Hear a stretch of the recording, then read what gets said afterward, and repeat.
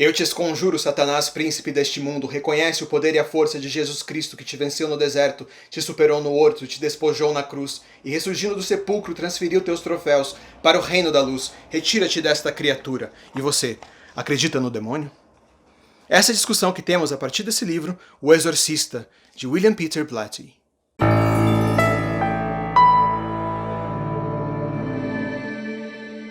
Talvez uma das obras mais conhecidas e famosas da literatura de horror, conhecida bastante também pelo filme de 1973, O Exorcista, de William Peter Blatty, é uma obra-prima e nos traz uma questão muito interessante e muito importante sobre a existência do mal personificado. Se você nunca viu o filme ou ainda não teve a chance de ler o livro, vai aqui um pequeno resumo da obra. Esse livro conta a história de uma garotinha de 12 anos, Regan, filha de uma super atriz, uma super estrela de Hollywood, Chris MacNeil, que está gravando um filme ali em Georgetown, dentro de uma universidade católica administrada pelos jesuítas. Logo no início da história, algumas coisas estranhas começam a acontecer em torno de Regan. Ela que é uma garotinha dócil, carinhosa, super amável, ela acaba tendo a personalidade dela aos poucos mudada completamente da água para o vinho. Alguns fatos estranhos acabam acontecendo em torno dela, como por exemplo algumas batidas que aparentemente vêm do quarto dela. Quando Chris, a mãe, ela vai investigar, ela descobre, ela pensa que essas batidas estão vindo do sótão e que podem ser ratos.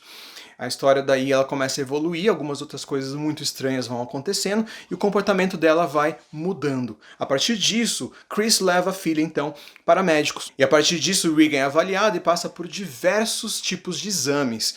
Porque, a princípio, eles acreditam que essas mudanças podem ser somáticas, elas podem vir de questões físicas, algum tipo de lesão no cérebro, algum tipo de alteração física no cérebro. Contudo, eles não encontram nada, absolutamente nada. Enquanto isso, a história vai escalando, o comportamento de Regan vai piorando e coisas muito mais estranhas começam a acontecer. Mas basicamente todas relacionadas ao comportamento dela, embora algumas coisas como coisas desaparecendo no quarto, móveis que mudam de lugar, ninguém sabe se foi ela que fez isso, se outra coisa aconteceu.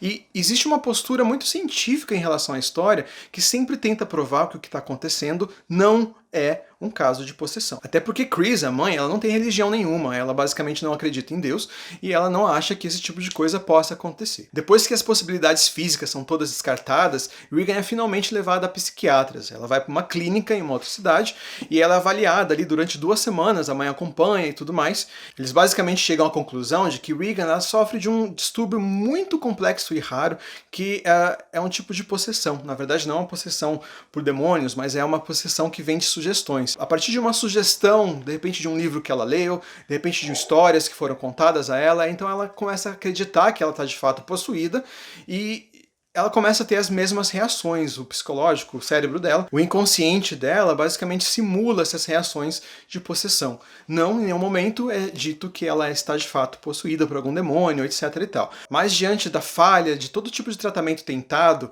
e da piora do caso de Regan, os psiquiatras dessa clínica eles sugerem que Chris tente o extremo, que ela tente buscar de fato um exorcista, porque se essa possessão é uma sugestão lá do inconsciente de Regan, então talvez, fazendo o ritual de exorcismo, ela acredite que aquilo foi embora e ela volte a ser ela mesma. Tudo sugestões, obviamente. E aí quando a gente chega na terceira parte da história, quando Chris finalmente vai buscar o Padre Karras. Padre Karras, que é um jesuíta dessa universidade, onde ela estava gravando o filme, ele é um psiquiatra também. E ele é muito cético, ele está inclusive passando por momentos de questões, de questionamento com relação à própria fé. Quando Chris pergunta o que é preciso para ela conseguir um exorcismo, ele fica extremamente surpreso e incrédulo diante desse tipo de pergunta. Ele inclusive na conversa menciona o seguinte, eu vou ler um pedacinho aqui do livro.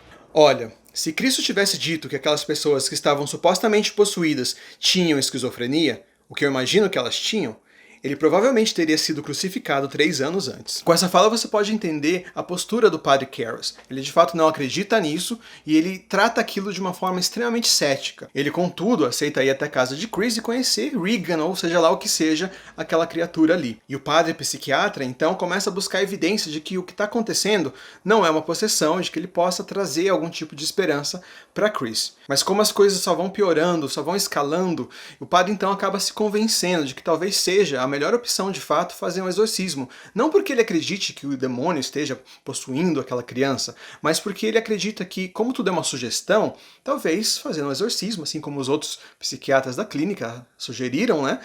Talvez fazendo um exorcismo, no final das contas, aquela sugestão poderia ir embora e a criança, Regan, voltaria a ser quem ela era antes. E de fato, o tempo todo, o livro deixa essa questão no ar, na dúvida.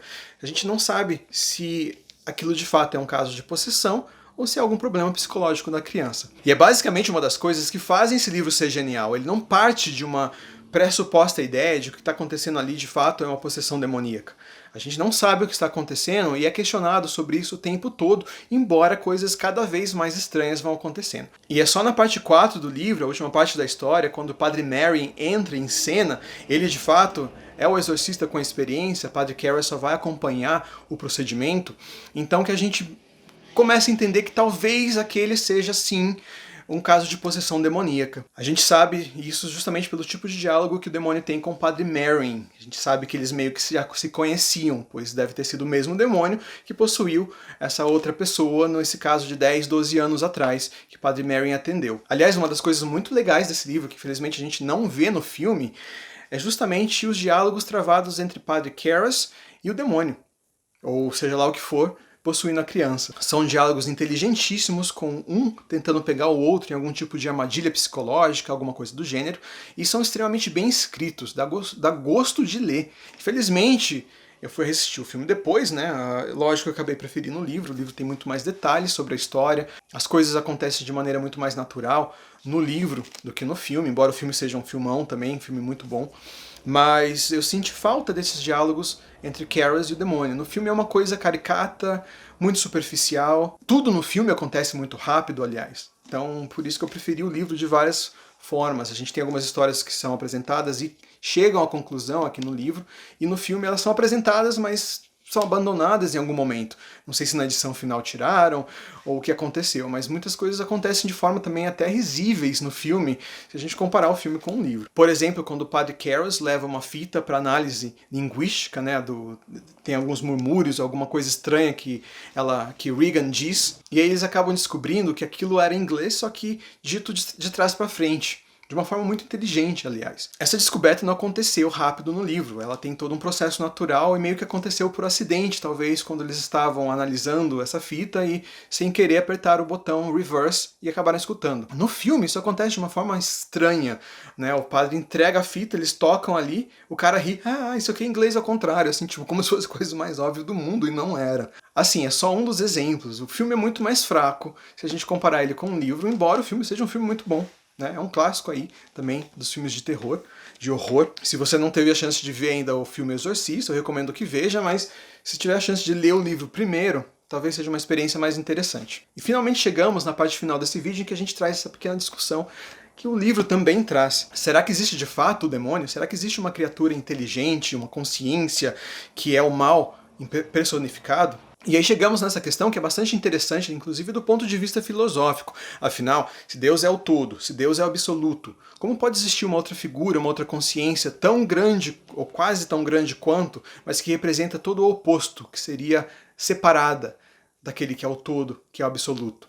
Afinal, se existe um outro ser também no mesmo âmbito de Deus, Deus não seria mais absoluto, não seria mais o todo, mas seria parte, seria relativo. Então, a própria existência filosófica, a partir desse ponto de vista do mal personificado como demônio, ela não faz sentido. A não ser que essas criações também sejam criaturas de Deus, e eles estão aqui no mundo fazendo, enfim, possessões e todo tipo de coisa, com aval ali do nosso Senhor Grande Pai. Um outro aspecto interessante dessa discussão é que, se existe de fato o mal personificado, aonde entra a nossa responsabilidade, onde entra as nossas questões de fato nesse mundo? Então, aonde começa a influência dele nas nossas vidas e aonde termina o nosso livre-arbítrio? Aonde termina as nossas responsabilidades com relação às coisas? O que a gente vê por aí em vários lugares, de diversas formas, são as pessoas justamente culpando o demônio por coisas que deveriam ser responsabilidades delas.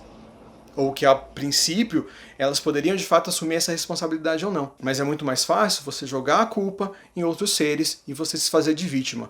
É uma questão muito interessante porque estamos numa sociedade que tende a se vitimizar e que acaba se eximindo de todo tipo de culpa, né? A gente não assume responsabilidades enquanto a gente deveria estar assumindo essas responsabilidades em vários momentos por várias coisas. Basicamente, por tudo. Uma coisa que a gente acaba entendendo com esse livro, por exemplo, é que a igreja, hoje, para ela entender que existe um caso real de possessão, você tem que, de fato, esgotar todas as outras possibilidades. É basicamente alguma coisa extremamente rara e a gente, inclusive, acaba tendendo a acreditar que os próprios padres, bispos, etc., não acreditam mais nesse tipo de possessão. E isso acaba sendo uma lição que a gente pode trazer para a própria vida, porque até onde você assume a responsabilidade pelos seus próprios atos? Até onde você, de fato, está assumindo que você tem um livre-arbítrio, que você toma as suas decisões e que as escolhas que você faz com o tempo que te é dado de vida são escolhas suas. Muitas coisas, de fato, talvez tenham um fator externo relevante que influenciou na sua decisão, ou que acabou te levando a tomar uma decisão A e não a B, mas a decisão, no final das contas, foi nossa. A culpa ou a responsabilidade, porque a palavra culpa também não é tão legal usar nesse contexto, mas a responsabilidade pelas coisas que acontecem e pelos atos que nós temos, elas são responsabilidades nossas. A gente não pode culpar. Ah, mas eu fiz isso por causa de fulano, ou por causa de ciclano, porque não sei o que, não sei o que. A gente tende a fazer isso, mas isso está errado. A partir do momento que você acaba assumindo as rédeas da sua própria vida e entende que se as suas escolhas, algo que pertence a você, é uma responsabilidade sua, então de fato você tem mais oportunidades de conseguir atingir o sucesso na sua própria vida. Culpar outros seres, outras pessoas ou situações por decisões, por escolhas que foram de fato suas, elas só vão te levar a um caminho de vitimização e a você ficar estagnado, parado na sua vida, culpando, choramingando, fazendo o famoso mimimi, não é mesmo? Então acaba sendo essa uma das discussões que a gente tem com esse livro. Existem outras tramas acontecendo aqui. Esse livro é muito bem escrito. Muito bom mesmo, eu recomendo bastante. Aliás, fazia muitíssimo tempo que eu não lia um livro assim, devorava 400 páginas em uma semana, sendo que eu tenho milhares de outras atividades acontecendo. Quando o livro é bom, a gente devora, a gente não quer parar de ler, fica até mais tarde lendo e assim vai. Eu recomendo muito esse livro e recomendo também o filme, embora o filme seja bastante fraquinho se a gente comparar ele com o livro. Mesmo assim é um filmão. Então é isso, a gente vai ficando por aqui hoje. Espero que você tenha gostado desse vídeo, deixe seu like, compartilha, inscreva-se no canal se você ainda não é inscrito e me segue ali no Instagram, tem link aqui embaixo. Gente, eu vou ficando por aqui, até mais!